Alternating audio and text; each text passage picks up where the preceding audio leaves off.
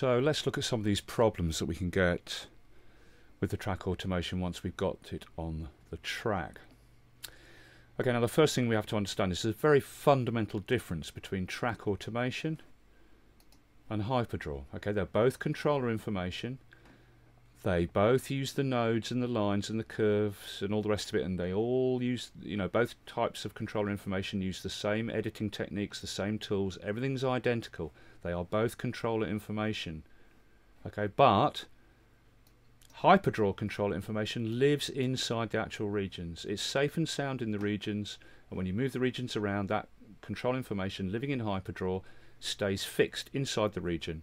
It can't be accidentally corrupted or anything like that, because you can always hide the Hyperdraw, so there's no chance of accidentally putting a node in or moving nodes or corrupting these shapes that you've worked on. Okay. Hyperdraw control information lives in the regions, but track automation control information lives on the track, sitting over the top of the regions of music, whether that's MIDI regions like this or audio regions like this one here, because of course you can have track automation on audio tracks as well. Okay, so that's the difference. Track automation lives on the track, and it sits over the top of the regions. So therefore, look, if I move this region across like that, Logic sees that there's track automation on the track and asks me if I want to move the automation data with the region, and if I say move, it moves those nodes over the region, keeps them over the top of the region. But if I move this region across and I say don't move, it leaves the nodes behind. I'll just zoom in slightly on that. Okay, and therefore we can, this proves that the track automation lives over the top of regions. It's not inside the regions. It's not safe in there, right? Now look, the region was moved across, and I told Logic don't move the automation, so it's been left behind on its own, but it will still control the CSM synth as the player cycles around this empty part of the track. Yeah? There's no music behind these moves, but the moves are still working the synth. Yeah, so that's it. Track automation lives on the track over the top of regions, and therein lies the first problem, which is that when I move my region around from this point onwards, I'm going to be asked by Logic all the time about whether I should move the automation. So there's your first problem. You're being challenged all the time, right? And the other thing is, we've put these track automation moves in. It's cutoff and resonance for the ESM. This track automation is only relevant to controlling the parameters of the synth for this single region of music. Okay? But as a consequence of putting these nodes in, we have a line running from the start of the song all the way to the first node of our automation, and we have a line running away from the automation that we committed in there, and that line runs all the way to the end of the song. So the other thing is that if I then work on my track further down here, I'm still being asked about moving automation, simply because the line crosses these regions. There is no automation up this end of the song relevant to these regions at all on this track, but yet I'm still going to be challenged each time. Now actually, in the case of the line crossing regions, it doesn't matter if you answer move or not move, but you're still being asked every time. Okay, that's and all because we've got some automation only relevant to this one region here on the track. So that's your first problem, is that you're going to be challenged from this point onwards as soon as you then start to work on your arrangement, simply because there's some automation relevant to this region living on the track. Now you can turn this asking off. You can go Logic Pro Preferences, Automation, and here look, Move Automation with Regions. By default is set to ask, right? So you can change it to always. You can actually choose never as well. Don't like never move the automation with regions, but you'd only choose this if you were doing something very sort of specific technically, right? But by default it will ask you, so you can set it to always. Now from this point on, Logic will move the automation just every time you move regions. So you think, well, that's solved that. I'm not being asked anymore. And yes, in a way, it's partly solved it, but it can introduce all sorts of new problems. Okay. For example, I've moved this region over here. Now, there's other track automation you can have on a track besides synth parameters for the synth, such as fader moves, more simple sort of mix automation, right? But it all lives in the same track automation on the track, along with any parameter moves for the synth and for the inserts or whatever, right? So let's say I've got a volume fade on this track. I'm further into my arrangement, and I've got my kind of basic mix worked out, and I've got a volume fade here, which is not only on this track, there are other fades at the same position on other tracks, and it's all worked out. And now I'm kind of messing with the arrangement a bit in terms of the music, and I want to bring this pattern in to replace a pattern that was there before. Okay, but I want to bring this region in, this pattern in, and sit it under this volume fade. So I keep the same mix, but I'm just replacing what was there with a new region which has got a slightly different pattern. So I drag it in, and you know, my automation moving is set to always, so Logic will automatically move the automation. So I move this region in, and it moves the automation over the actual region. The cutoff and resonance, that moves with the region, but in the process of moving, it destroys the volume fades that were in this position on the track. Well, I'll just undo that. So you've got these volume fade here, and bringing this region in, it's set to always. It will automatically move the automation. It destroys that volume fade. Okay, so it can be destroying things. Now I've got this volume node following the bloody region around. Okay, so it can automatically destroy things when it's set to always, and the problem is you might have your track automation display switched off. You just press the A key to bring the automation on and off visibly. Okay, now having it off in terms of the display doesn't stop the track automation working. Okay, I'll just undo that move again. Just go back to how it was. Hang on, yeah. Let me put this back to ask. Okay, I'll turn off track automation so it's not visible. Oops, hang on. Now I go to move this region. Look, it's asking. Sure enough, track automation is working. Once you've put some nodes in there, track automation works in the background whether your display is on or not. Okay, so set to ask. If it's set to ask, I'm sort of going move the automation. Oh, well, hang on. Yeah, I've got automation over this region, so I need to move. But if I have my automation display back on, I then discover I've corrupted that fade. But I may go on with the automation off, you know, turned off visibly to carry on moving things. And several moves later, I happen to switch on my track automation, and I find, oh my God, that fade was corrupted. And I've got to undo. And then even the same scenario if it's in always, right? Track automation is off visibly, and I go to move the region, and I don't even get told that something's happening in the background and that volume fade has been corrupted. So I carry on working, blundering along, not realizing there's anything going on in the background because I'm not being warned anymore about track automation moves. And then I finally, a bit later, switch on automation and find all my volume fades have disappeared and they've been screwed up. Problem, right? I've got to undo, and I may have gone past the undo memory, so this is gone forever, and I've got to do it all over again or something. The bottom line is, whether you're in always or ask, it still doesn't solve a problem like this. You know, how do you solve a problem like this? Well, you know, you can't really. You've got cutoff information living over this region, and it's only relevant to that region with these notes. This is some specific cutoff moves that are working on this region only, as well as the resonance. And look, another thing that can happen is Logic has started putting in these erroneous nodes. Look, I've just moved this region around a few times, and Logic has put in these extra nodes. I didn't tell it to do that. That's another problem that can happen with track automation, and really we're looking more at a sort of logic bug there, aren't we? I think we must be. So it can do that as well, but that must be some sort of bug. It happens at region edges.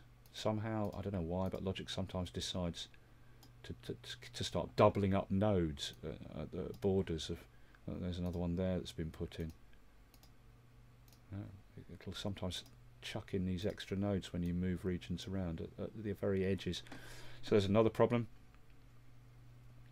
But to go back to where we were, so we got this automation moves over the region, only relevant to this region for the cutoff and the resonance. And we want to move this region across under this volume fade.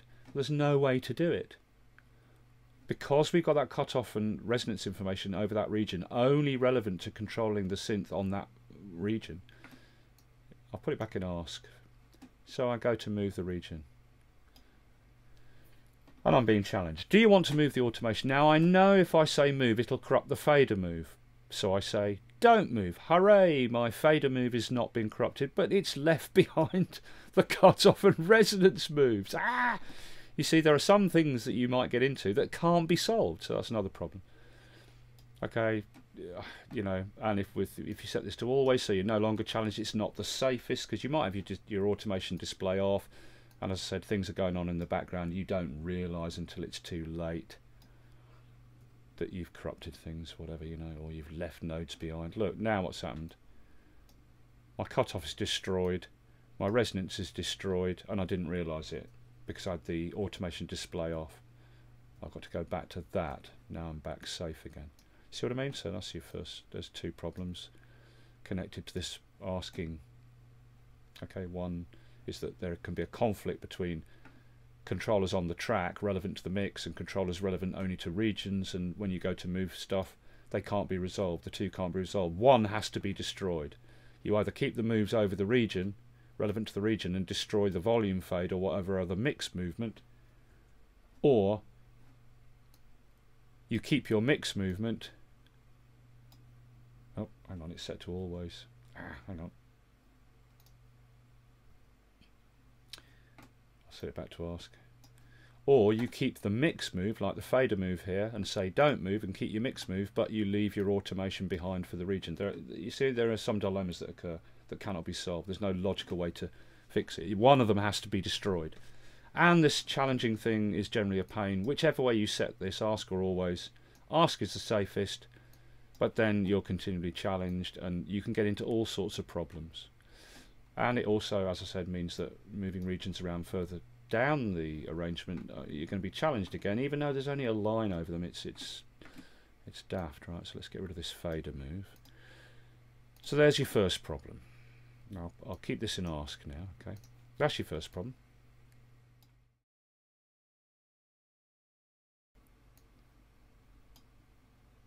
It's so easy to corrupt these nodes. You've got to grab the region up the top, and if you forget and go to grab the region in the middle as normal, when you're working quick, you go to grab it and move it. Oh no, I've corrupted my automation. Go to try and drag the region out in length. Oh no, you can only drag there. You can only click on this line above or this line below the track automation lane when you're lassoing and stuff. So you go to lasso this region and these down here as usual.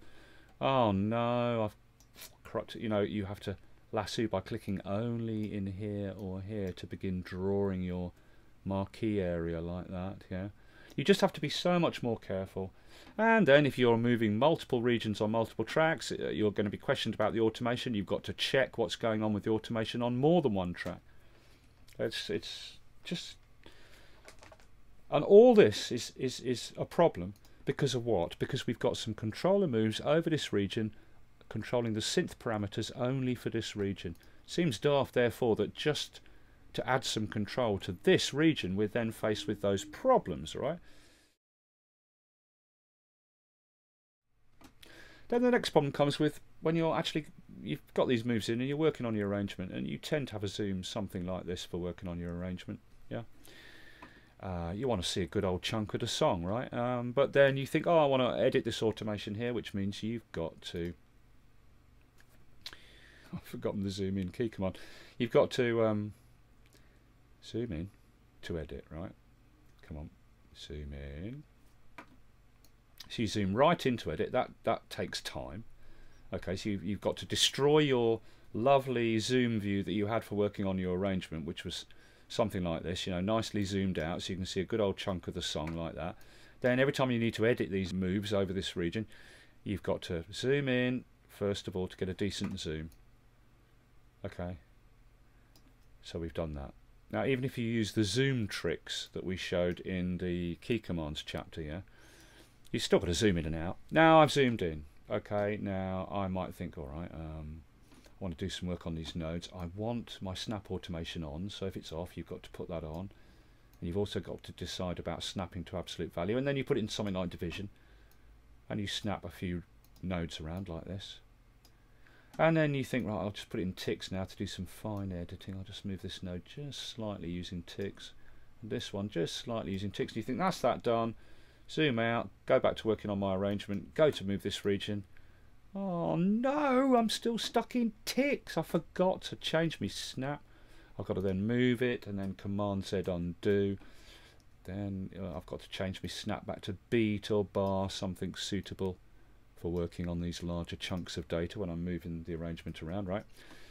The other problem is you zoom all the way in to do the editing, which wastes time, of course, and there's the changing of the snap issue that I've showed you there. But you zoom in, and you've gone to all this palaver of zooming in to edit these nodes. You've got no grid. There's no grid visible over the region at all to help you. Okay, all you've got is this vaguest indication of a grid down the bottom here, and you've got to zoom in this far before you can even see division lines, and the lines are so faint they're almost invisible, and all you've otherwise got is these little tiny dots up the top here on the bars and beats and division lane along the top there, you know, the display. So another thing is you've got no grid. It's just hopeless. And I'll put this back into ticks. And the other thing is in the case of this automation here that I'm editing, this is synth control information over the region, and of course the position of these nodes controlling the synth parameters, the position of these nodes is critical in relationship to the actual notes in the pattern, because the automation is controlling synth parameters and it's designed to work with the pattern. So the position of these nodes relative to the notes is critical, but yet I've got no real way of seeing, unless I really zoom in deep, of being able to make any real decent critical judgment about where my nodes are being positioned relative to the notes in the pattern, because all I get for the notes is this tiny little black or white display. With the automation on, it's always this little dark or black display. I mean, it's just not a proper display. And so, you know, unless I want to zoom right in, and oh my god, what a nightmare. I need to be able to see the relationship between my nodes for the automation and the notes of the pattern, because this automation is working in empathy with the notes of the pattern, and therefore, you know, there's another problem. When I'm zoomed in to edit these nodes, whoops, I don't get a real decent relationship between their position and the notes in the pattern. Another problem. And the zooming in and out. And the challenging by logic. And the continual changing of the snap when you want to edit nodes. And the how easy it is to corrupt the nodes by mistake, and you've got to be that much more fiddly. Every problem I've shown you, right? And again, just to reiterate, all these problems are occurring because what? Because we've got some control information controlling the synth only relevant to this region.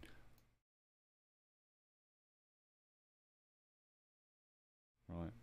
Okay, so problems, huh? But this is where, and now you actually understand why I've bothered to show you this whole thing to do with track automation.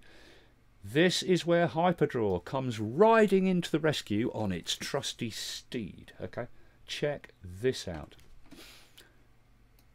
Cutoff is my visible track automation, and using the pointer tool I select the region underneath it. I go to track automation, move visible track automation to the region. Now the visible track automation is the currently selected and visible automation, the cutoff, and the region is the highlighted region. Track automation, move visible track automation to the region. And bish bash bosh, if I cycle around with Command Y, there you are, it's put the track automation into Hyperdraw in the region. It's converted with this command, track automation, move visible track automation to region. It took, I'll just undo that, it took this visible track automation, the cutoff, and converted it into Hyperdraw and dumped it into the region. Track automation, move visible track automation to the region. Whoops, and the region has to be selected. Move visible track automation to the region. It's dumped that parameter in. And if I command Y and cycle round the Hyperdraw now in that region, there it is. Okay, then I can go and choose the resonance. Again, that's the visible track automation. Track automation, move visible track automation to the region. That's the selected region. Boom. I have a cycle around with command Y, cycling around my Hyperdraw display in that region. There's the cutoff, there's the resonance, and there's the dummy controllers that I recorded in earlier from the duet, and the note velocity, and that's that. So let me undo that, and I'll undo the cutoff as well, so they're both back in track automation again, right? The other thing is, if you have only got synth parameters in your track automation living over a region or a group of regions, in a case like we've got here, where we've got track automation living over the region only relevant to controlling that region, well, in that case we don't have to transfer the track automation in parameter at a time by selecting it, making that the visible track automation, and then going move visible track automation to the region, dumping that one in, then selecting the next one. That's the visible track automation. So track automation, move it, and doing them one by one. In the case of where we just got a bunch of synth parameters as track automation only relevant to this region, we can highlight the region and go track automation, move all track automation to the region. It will dump all the parameters in at the same time. Okay, and now those parameters are again living in the region as Hyperdraw. There's the cutoff, there's the resonance, and there's the two dummy controllers I drew in earlier with the duet. Okay. Now there's something to watch out for when you do this. When you dump controllers from track automation into the region as Hyperdraw, like we just did, this slot here, which is where you select your parameter, yeah, that changes to say display off. But if you look in our active parameters list below the main list, there is still ESM cutoff and ESM resonance on this track active. Let's have a look at that. I choose the cutoff. You see what happens is, even if there are no nodes further down the track, okay, there's always going to be one at the beginning, and you need to knock it out. Now it's no longer an active parameter. The reason is this: say I choose cutoff, I go to pencil in, click in with the pointer tool rather, or draw in with my automation quick access controller. I just put in one node, and as soon as I do that, Logic automatically creates a starting node. So when you've dumped your track automation across into Hyperdraw, there'll always be this node at the beginning, and you need to check, choose that parameter and knock out that first node. Same with the resonance. Look, there's the opening node, but there's also an extra node here that you may find there are other nodes that have been left over at the region's border. Whatever, then knock out the first node. Now there is no more active resonance and cutoff. The resonance and cutoff has been dumped from track automation into this region, and if we now look down at that region in piano roll in the Hyperdraw, we can see it in here. Now I'll cycle around with command Y.